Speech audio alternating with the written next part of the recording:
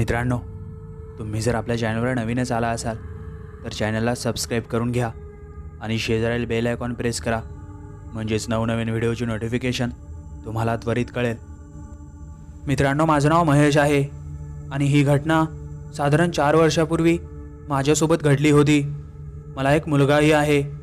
आई वडील गावाकडेच राहतात. त्यांना माझा मोठा भाऊ गावाकडेच सांभाळतो.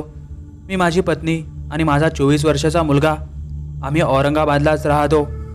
मला आठवते, त्या दिवशी शुक्रवार होता. मी शनिवारची ऑफिसमधून सुट्टी काढून घेतली होती. शनिवार रविवार आईवडिलांसोबत आणि माझ्या मोठ्या भावाच्या परिवारासोबत काढूया असा मी आणि माझ्या पत्नीने बेत आखला होता. साधारण मला माझ्या गावाला पोहोचायला 5 ते 6 घंटे लागतात. म्हणून शुक्रवारी संध्याकाळी साधारण 6 वाजता मी माझ्या पत्नीला आणि माझ्या मुलग्याला घेऊन आमच्या गावाकडे निघालो. आम्ही सर्वच खूप आनंदित होतो, कारण पावसाळ्याचे दिवस, सर्वत्र निसर्गरम्य वातावरण होतं आणि त्यातच आईवडिलांची भेटही होणार आणि मोठ्या भाऊसोबतही काहीसं बोलणं होईल असं मला मनातच वाटत होतं. पण मी आणि माझ्या पूर्ण परिवाराने कधी स्वप्नातही विचार केला नव्हता की रस्त्यातच आमच्यासोबत एवढी भयानक आणि विचित्र घटना घडणार होती. काहीसा रस्ता पार झाल्यावर माझा मुलगा प्रथमेश मला लगेच म्हणाला, बाबा, मला खूप भूक लागली आहे, कुठंतरी हॉटेलवर गाडी थांबवा. म्हणून मी त्याला उत्तर देत लगेच म्हणालो, अरे थोडा वेळ थांब, काहीसा रस्ता पार होऊ दे. समोरच रस्त्याला एक हॉटेल आहे, तिथंच आपण जेवण वगैरे करू आणि सरळ घरी जाऊनच थांबू.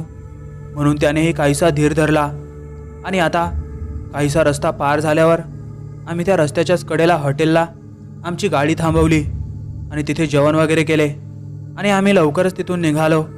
आता सर्वांचेच बऱ्यापैकी जेवण झाले होते. आता ड्रायव्हिंग करत असताना मला झोप येणार की काय असं मला वाटत होते. म्हणून मी आता काहीसा गाडीचा वेगही कमी केला आणि काही गाणी गुणगुणतच ड्रायव्हिंग करत होतो. पत्नी आणि माझा मुलगा चांगलेच गार झोपले होते.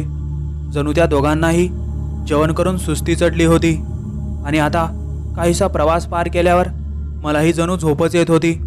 म्हणून एखादा चहा वगैरे मिळाला तर बरं वाटेल. म्हणून रस्त्याच्याच आजूबाजूला एखादी चहाची टपरी दिसत आहे का मी बघू लागलो. पण लांब लांबपर्यंत मला फक्त अंधार आणि अंधारच दिसत होता.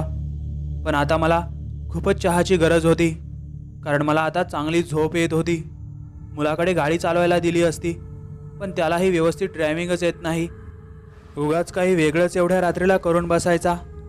म्हणून पूर्ण रस्ता पार होईपर्यंत मलाच ड्रायव्हिंग करायची होती. आणि आता मला ज्या गोष्टीची नितांत गरज होती ते चहाची टपरी काही बॅटरीच्या मिनमिनत्या लाईटाच्या प्रकाशात मला समोरच रस्त्याच्या कडेला दिसली. आता मला काहीसा धीर आला होता. आता काहीशी झोपही कमी होईल आणि ड्रायव्हिंगही सुरळीत होईल. म्हणून मी आता त्या चहा टपरीच्या समोर माझी 4 व्हीलर थांबवली आणि गाडीतूनच त्या चहा टपरीवाल्याला एक चहा घेऊन ये असा इशारा केला आणि त्यालाही माझा इशारा लगेच कळाला आणि त्याने मला लगेच एक चहा बनवून माझ्या गाडीपर्यंत घेऊन आला. रिमझिम पाऊस चालू होता.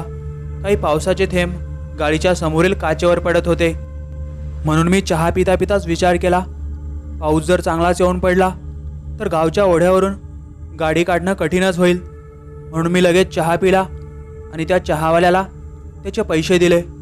तर तो चहावाला मला म्हणाला, हो साहेब, जरा रस्त्याने व्यवस्थित जा, कालच तिथं एका माणसाला झपाटलंय, मुळीच कुठं गाडी थांबवू नका. म्हणून मी तिथं कोणीतरी उभं आहे. म्हणून मी तिला लगेच म्हणालो, अगं असू दे, काय करायचं आहे आपल्याला, काही चोरटे वगैरे रस्त्याने असू शकतात, उगाच गाडी थांबवणं बरं नाही. म्हणून मी एवढं बोलल्यावर तेही काहीशी गप्प राहिली. आणि आता बराच रस्ता आम्ही पार केला होता.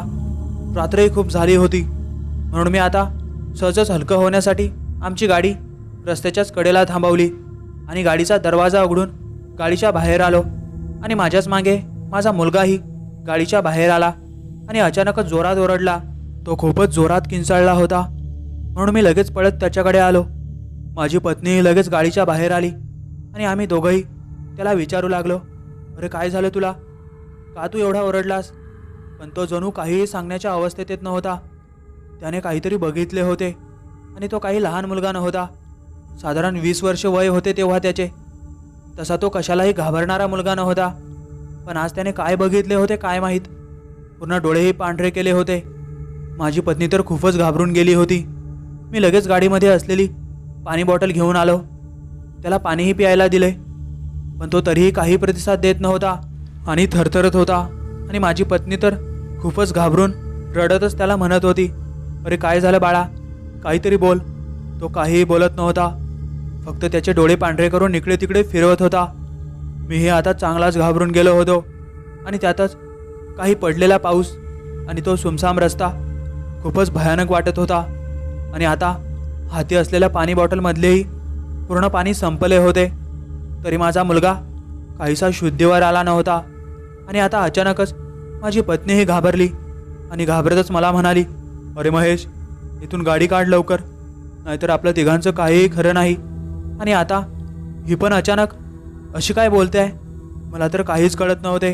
अरे याला लवकर गाडीत घे आणि गाडी काढ लवकर इथून, माझी पत्नी मला पुन्हा एकदा घाबरतच म्हणाली. म्हणून आम्ही दोघांनीही त्याला आमच्या 4 व्हीलरमध्ये टाकले. मी लगेच गाडी चालू केली आणि ड्रायव्हिंग करू लागलो. आणि आता मला असे वाटत होते माझ्या पत्नीलाही काहीतरी दिसलंय. तेही गाडी चालू असताना मागे उलटून तिकडंच बघत होती. मी तिलाही खूपच विचारण्याचा प्रयत्न करत होतो, पण तेही मला काही सांगत नव्हती. तिचा श्वास घेण्याचा वेगही चांगलाच वाढला होता. या दोघांनाही काय दिसले मला तर काहीही कळत नव्हते. आणि माझा मुलगा तर बेशुद्ध पडला होता. अहो, गाडी लवकर हॉस्पिटलला घेऊन चला, माझी पत्नी मला सतत म्हणत होती. साधारण रात्रीचे 2 ते 3 वाजले असतील. मी भरधाव वेगातच आमची गाडी पळवू लागलो. आणि आता काहीसा रस्ता पार केल्यावर माझी पत्नीही काहीशी शांत झाली होती. आणि आता आम्ही गाडी घेऊन काही भरधाव वेगातच शहरात एका हॉस्पिटलला येऊन पोहोचलो. आणि लगेच माझ्या मुलग्याला हॉस्पिटलमध्ये भरती करण्यात आले. आणि डॉक्टर सांगत होते, तो जणू कशाला तरी खूपच घाबरला आहे, म्हणून तो बेशुद्ध पडला. तो लवकरच शुद्धीवर येईल. आणि आता साधारण सकाळी 7 वाजता तो शुद्धीवर आला. म्हणून मी माझ्या पत्नीला आणि माझ्या मुलग्याला त्या घडलेल्या प्रकाराबद्दल विचारले. तर माझी पत्नी मला सांगत होती, आपण जिथं गाडी थांबवली तिथंच रस्त्याच्या कडेला एक म्हातारं जोडपं उभं होतं. दोघांचाही काळाकुट्ट चेहरा आणि एखाद्या जंगली प्राण्याप्रमाणे त्यांचे डोळे चमकत होते. तो साधा प्रकार नव्हता आणि तोच प्रकार प्रथमेशनेही बघितला होता. म्हणून तो जागेवरच बेशुद्ध पडला होता. आणि मी तर खूपच घाबरून गेली होती. म्हणून मी तुम्हाला लवकरच गाडी काढायला सांगितली होती. आणि काही अंतरापर्यंत तर ते विचित्र जोडपं आपल्या गाडीच्याच मागे काही अंतरावर मला येताना दिसत होते. माझ्या पत्नीचं एवढं बोलणं ऐकून तर मला आश्चर्यच वाटले. आणि मला मनातच वाटले, तो चहा टपरीवाला जे सांगत होता ते जणू खरंच होतं. काही गोष्टींवर विश्वास ठेवला पाहिजे. आणि आम्ही तिथून आमच्या गावात पोहोचलो. आणि घडलेल्या प्रकाराबद्दल मी माझ्या आई वडिलांना विचारले. तर आई सांगत होती, अरे काल अमावस्या होती, म्हणून त्यांच्या फेरफटक्यामध्ये तुम्ही अडकले असणार, म्हणून कदाचित त्यांनी तुम्हाला घाबरवण्याचा प्रयत्न केला असेल. बरं झालं तुम्ही लवकर तिथून निघून आलात, नाहीतर त्यांनी तुम्हाला गावातही पोहोचू दिलं नसतं. आईचं एवढं ऐकून तर मला नवलच वाटले. आताही अशा काही घटना घडू शकतात याची मला कल्पना झाली. म्हणून मी त्या हायवेने अजूनही रात्री अपरात्री गाडी थांबवत नाही. मित्रांनो, हा अनुभव तुम्हाला कसा वाटला आम्हाला कमेंटद्वारे नक्कीच कळवा. आणि तुमच्याकडेही अशा काही कथा असतील, अनुभव असतील तर आम्हाला आमच्या इंस्टाग्राम आय डीला नक्कीच पाठवा. आमची इंस्टाग्राम आय डी आहे नाईस्टोरी मराठी.